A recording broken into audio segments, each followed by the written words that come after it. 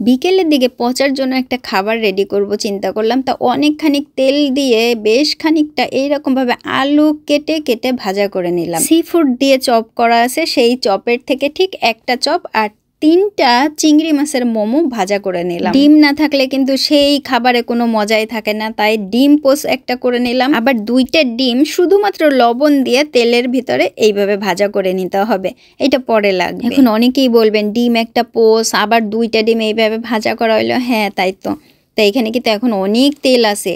তেলটা আমি একটু উঠায় রাখলাম অল্প, আর একটুখানি মুছে নিলাম। গ্রিন অনিয়ন কুচি করা, পেঁয়াজ কুচি, আপনি চিকেন সসটা নেবেন খুবই ভালো করে খাবে। তারপরে দিয়ে দিলাম বিফ ব্রিস্কেট।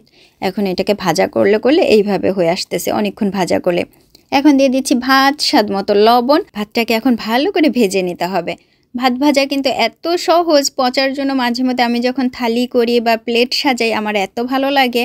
এই যে ভাত এতটুকু হয়েছে, আলু ভেজে রেখেছিলাম দিয়ে দিচ্ছি, তার সাথে ওই যে ডিম একটা ভাজা করা, সি ফুডের একটা চপ, 2টা চিংড়ি মাছের মোমো, আর ওই যে চিকেন কুচি আমি 4টা করে রেখেছিলাম আলাদাভাবে, সেই 4টা দিয়ে দিলাম।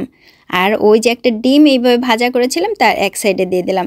এর উপরে একটুখানি টমেটো কেচাপ দিয়ে দেবেন, খেতে একেবারে সুস্বাদু হবে। বাচ্চাদের জন্য সন্ধ্যায় যদি এইভাবে একটা খাবার করা যায় যথেষ্ট।